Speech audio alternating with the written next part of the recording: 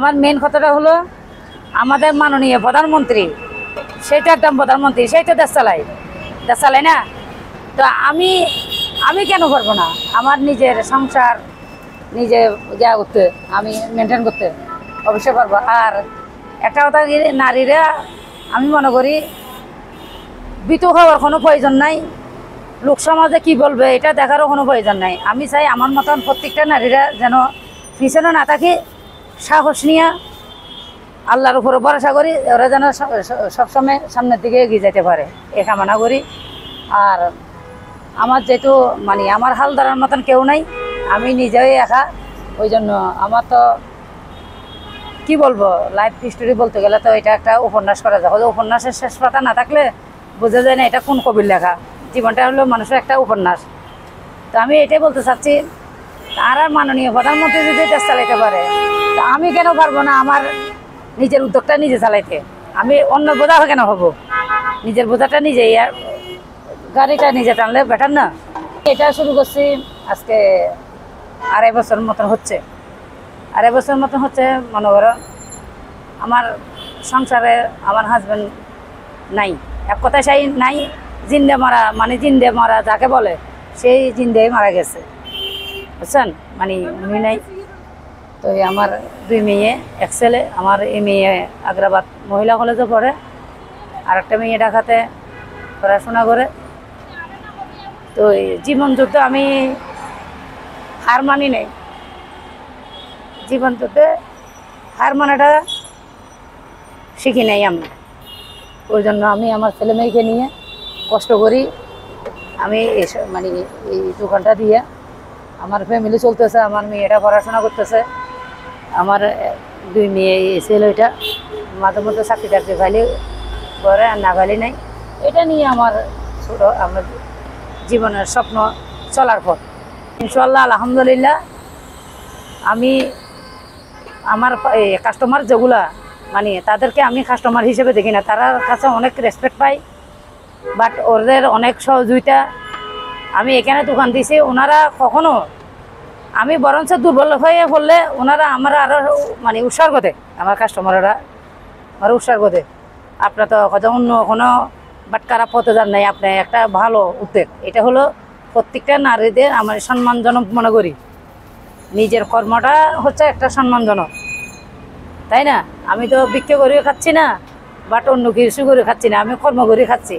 এটা আমার কাছেও সম্মানজনক, বাট আমার কাস্টমারের কাছেও সম্মানজনক। আবার আমার কাস্টমাররা আমার খুব এই বিষয় নিয়ে খুব রেসপেক্ট করে, যে আমি যদি কখনো যদি দুর্বল যে আমি কোনো পরিস্থিতি শিখে এখানে আসছি, ওনারা আমার দুর্বল হবেন না পা, একদম নির্মম পরিহাস। আর কেউ তো সোনার চামচ মুখে দিয়ে জন্মায় সোনার চামচ নিজের থেকে গড়ে নিতে হয়, নিজের ভাগ্যকে নিজে বিশ্লেষণ করতে হয়। এই তো ইচ্ছে থাকলে তো স্বাদ আসে, মানুষে বলে না যে আমার স্বাদ আছে কিন্তু সাধ্য নাই, ইচ্ছে আছে কিন্তু আমার উপায় নেই, আমার পাশে দাঁড়ানোর মতন তো আর কেউ নাই। আমি সবসময় কোনো কারো কাছে আশা করি না, আমি শুধু একজনের কাছে আশা করি, তিনি হলো আমার আল্লাহ, আমার রব।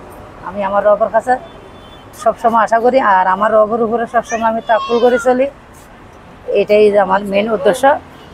আর আমি চাই আমার মতন কোনো নারী, কোনো অবহেলিত নারী, স্বামীর কাছে নির্যাতিত নারী, অবহেলিত নারী, তারা যেন পিছিয়ে না থাকে, তারা যেন সামনে এগিয়ে যেতে পারে। আমার এই প্রত্যাশা, এই কামনা। আমার কাছে খুব ভালো লাগে, আমার কাস্টমাররা যখন আসে তখন আমার কাছে মনে হয় যেন আমার ফ্যামিলির কেউ, যে আমার আমার কাস্টমার এখানে আসলে বিশ্বাস করেন, আল্লাহর বান্দা রাসূলের মতই বিশ্বাস করবেন, ওনারা কখনো আমাকে যেন আমার ফ্যামিলির মতন, যে আমার ফ্যামিলিতে একটা ঘরের মধ্যে যে মা বোনেরে মা বাপারে যে এরকম একটা আবদার করে, যে আমার কাস্টমার আসলে তারা ওইভাবে আবদার করে, আর তাদেরকে আমি ওইভাবেই দেখি। নারী দিবসের উদ্দেশ্য আমি আমার বলেন, আমি একটা কথা জানি, নারী দিবস এই হযরত মহানবী সাল্লাল্লাহু আলাইহি সাল্লাম, আমি মনে করি আমার নবী নারীদেরকে সম্মান করেছে। নারীরা হচ্ছে স্ত্রীর জাত, নারীরা হচ্ছে মায়ের জাত, নারীরা হচ্ছে প্রেমিকের জাত, নারীরা হচ্ছে বোনের জাত, আর নারীরা হচ্ছে কন্যার জাত, তাই না? হ্যাঁ, তো আমি মনে করি প্রত্যেকটা নারীদেরকে সম্মান করা মানে ইসলামের বৈশিষ্ট্যতে, আমি আমার দৃষ্টিতে বলতেছি না, আমি ইসলামের বৈশিষ্ট্যতে একটা মানে কথাটা বলতেছি যে আমার হযরত মহানবী সাল্লাল্লাহু আলাইহি সাল্লাম নবী নারীদেরকে সম্মান করেছে এবং আমার নবী এটাই বলেছে আমি একজন কন্যার পিতা, আমি চাই না কোনো নারী যেন অবহেলিত না হয়, তারা যেন সম্মানিত হয়। আপনিও একজন মানে মায়ের সন্তান, আমি একজন মায়ের সন্তান, সবাই তো এইভাবে মায়ের সন্তান, তাই না?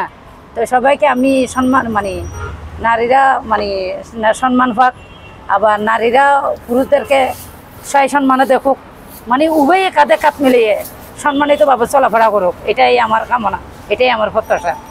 আমার ছোটবেলা থেকে আমাদের জন্য অনেক কষ্ট করে আমাদেরকে মানুষ করতেছে, তো আমার এখন বড় হয়েছে, এখন আমাদের জন্যই কষ্ট করতেছে। আমার তো একটা দায়িত্ব কর্তব্য আছে আম্মুকে হেল্প করার, পড়াশোনার পাশাপাশি আমাদের ফ্যামিলি খরচ চালানোর জন্যই তো আম্মু করতেছে। এটা ভালোই লাগতেছে, আমার ফ্যামিলিকে সাপোর্ট করতেছে, আমি তার বাহিরের কোনো খারাপ কিছু করতেছি না, ভালোই একটা বিজনেস করতেছে এখানে। নারী দিবসের নারীদের প্রতি আহ্বান আছে যে তারা ভালো কিছু করে নিজের লাইফে সফল হওয়া প্রয়োজন, কারোর উপর বোঝা না হয়ে থাকে, যে যতটুকু পারে যেটা পারে ভালো পারে সেটা করে নিজের লাইফটা জীবনযাপন নিজের লাইফটা লিড করুক। আমাদের এখানে দেশি বিদেশি ভালো অনেক খাবারই তৈরি হয়।